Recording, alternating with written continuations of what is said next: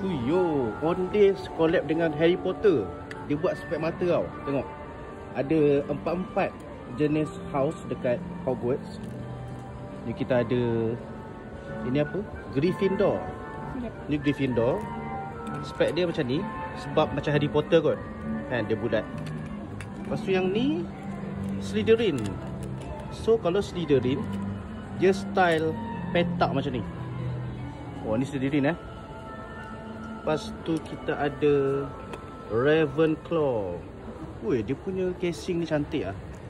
Tengok. Ni Ravenclaw punya spek. Dia tebal. Dia frame tebal sikit.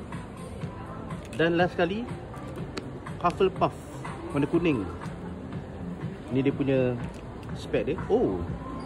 Dia bulat dan tebal sikit. Wah. Nice tu. Peminat Harry Potter memang boleh dapatkan ni. Owndays. Besar tu. Tengok. Harry Potter X Owndays.